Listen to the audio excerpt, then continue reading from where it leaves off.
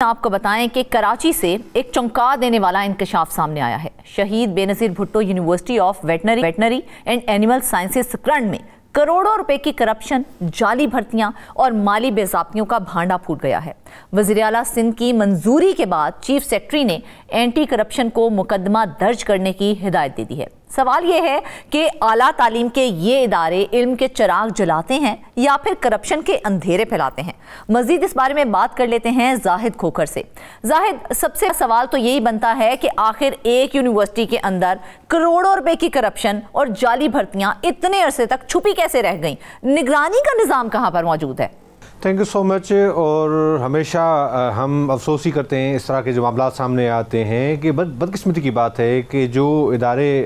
جو جس مقصد کے لیے قائم ہوتے ہیں ان میں اس طرح سے جو معاملات سامنے آتے ہیں، اتنی کرپشن ہوتی ہے اور اس کے بعد یہ تمام چیزیں ایسی ہے کہ جس پر جو مختلف جو ابتدائی تحقیقاتیں ہیں مراحل سے گزر چکی ہیں، اور اس تحقیقات میں یہ بات ثابت ہو چکی ہے کہ کتنے بڑے پیمانے پر کرپشن بھی کی گئی، اختیارات کا ناجائز استعمال کیا گیا، جو فیک اپوائنٹمنٹس ہیں وہ کی گئی۔ یہ اصل میں جب شکایت پہنچی تھی چیف سیکرٹری سندھ کو یا وزیر اعلیٰ سندھ کو، تو چیف منسٹر انسپیکشن ٹیم کو کہا گیا تھا کہ آپ اس معاملے پر تحقیقات کریں، اور انہوں نے جو ابتدائی تحقیقات کی اور مختلف جو شواہد اکٹھے کیے اس میں تو اتنے سنگین معاملات سامنے آ گئے، اور اسی رپورٹ کی وہ جو رپورٹ ہے وہ چیف سیکرٹری سندھ کو بھی بھیجی گئی، وزیر اعلیٰ سندھ کو بھیجی گئی۔ وزیر اعلیٰ سندھ خود یہ جب ان کے سامنے معاملات آئے تو خود حیران رہ گئے، کیونکہ کافی جو ہمیں ذرائع نے بتایا ہے کہ کافی جو جگہوں پر وزیر اعلیٰ سندھ نے اس وائس چانسلر جو سابقہ وائس چانسلر ہیں اس کی مخالفت کی تھی،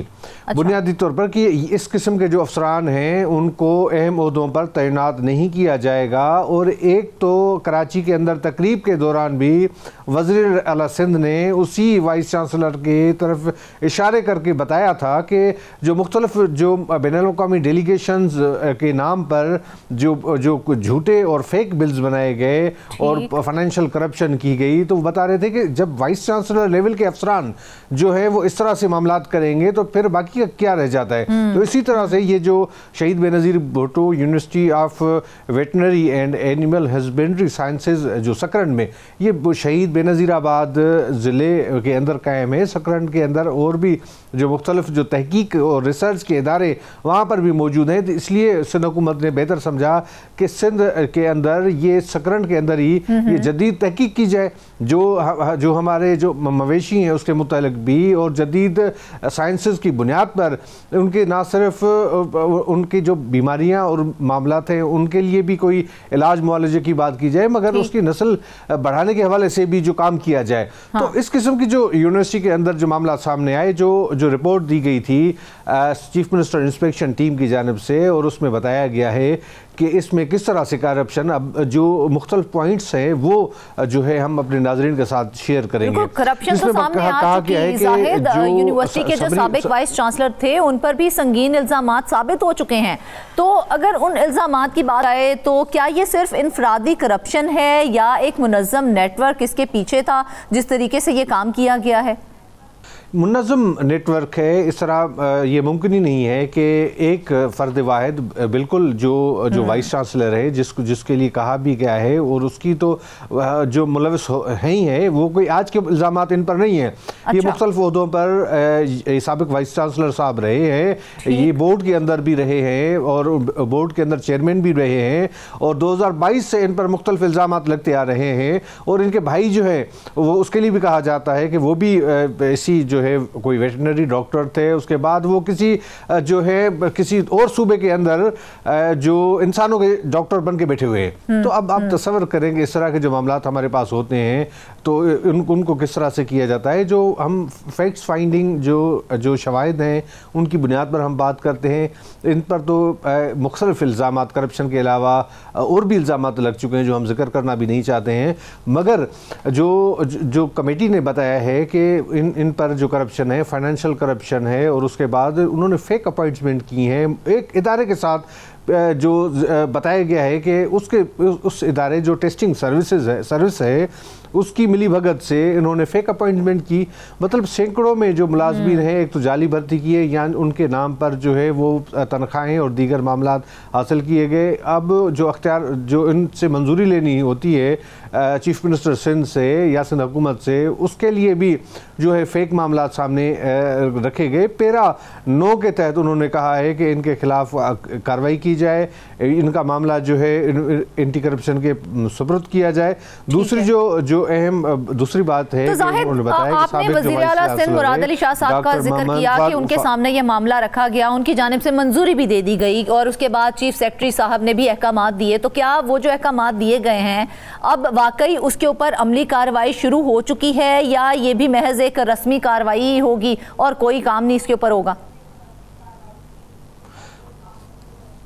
دیکھیں، کارروائی تو وزیر اعلیٰ سندھ نے واضح طور پر لکھ دیا ہے کہ ان کے خلاف کارروائی کرے۔ آپ محکمہ اینٹی کرپشن کے چیئرمین کو جو خط لکھا گیا ہے وہ وزیر اعلیٰ سندھ کی منظوری اور چیف سیکرٹری سندھ کی ہدایت کی روشنی میں دیا گیا ہے۔ جو خط لکھا گیا ہے بورڈ اینڈ یونیورسٹیز کے سیکشن افسر کی جانب سے، وہ اسی رپورٹ کو جو ہے ان کی احکامات کی روشنی میں ہی انہوں نے لکھا ہے۔ انہوں نے کہا ہے کہ اب اس جو سابق وائس چانسلر ہے جس کا نام مینشن کیا گیا ہے کہ ڈاکٹر فاروق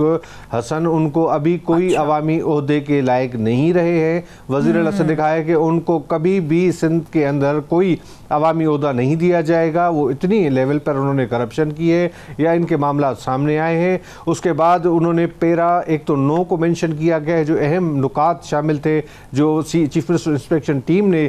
جو دیے تھے، اس میں ایک پیرا 9 ہے اور اس کے علاوہ پیرا 10 ہے۔ اس کے تحت انہوں نے کارروائی کا کہا ہے اور محکمہ اینٹی کرپشن کو بھی کہا گیا ہے کہ کیونکہ ڈومین ان کا ہے جو مالی کرپشن کی گئی ہے، جو اس طرح سے اپوائنٹمنٹس کی گئی ہیں، تو اس لیے ان کے خلاف مقدمہ درج کیا جائے اور مزید تحقیقات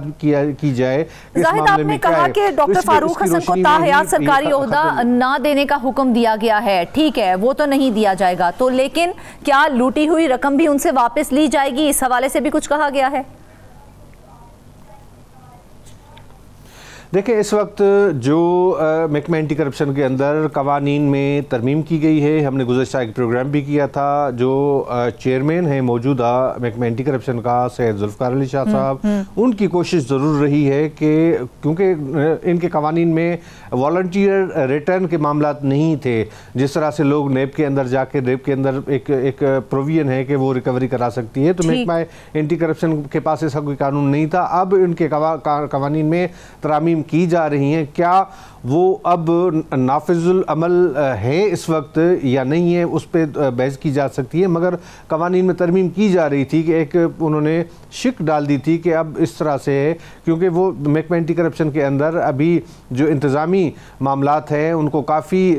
جو ہے بہتری کی طرف لایا جا رہا ہے۔ اس وقت بھی ایک عہدہ جو محکمہ اینٹی کرپشن کے اندر ڈائریکٹر جنرل کا رکھا گیا ہے، باقی جو زونز جو ہیں وہ ختم کیے گئے ہیں، اب ڈویژن لیول پہ ڈائریکٹرز ہیں، اب ڈسٹرکٹ کے اندر پہلے انسپیکٹر لیول کے افسران بیٹھتے تھے، اب ڈپٹی ڈائریکٹر گریڈ 18 کے افسران ہوں گے، اس لیے کہ ان کا معیار بڑھانے کی بات کی گئی تھی، اور اس کے علاوہ ایف آئی اے سے بھی ان کی جو تربیت کرائی گئی تھی، مختلف سیشنز رکھے گئے تھے، محکمہ اینٹی کرپشن کے جو افسران ہیں ان کے بھی سیشن رکھے جائیں، تو ایک کوارڈینیشن ہے۔ اور جس طرح سے ہم نے ایک گزشتہ پروگرام میں یہ بھی بتایا تھا کہ ایف آئی اے نے بھی ان کو محکمہ اینٹی کرپشن کو کہا ہے کہ جو اینٹی منی لانڈرنگ کے معاملات ہیں وہ آپ جو ان کے لیے ایک ڈیسک بھی قائم کیا گیا ہے، تو یونٹ بھی قائم کیا گیا ہے، تو ایک اچھائی کی طرف معاملات جاتے ہیں۔ اور خاص طور پر جو اس حوالے سے جو خط لکھا گیا ہے جس میں چیزیں مینشن کی گئی ہیں، تو اب امید کی جا سکتی ہے کہ کم سے کم کارروائی ہوگی، اور اگر اس قوانین کے تحت والنٹیئر ریٹرن یا ریکوری کے معاملات آ جاتے ہیں تو اچھی بات ہے۔ یہ لوٹی ہوئی رقم، سندھ کے عوام کی رقم جو ہے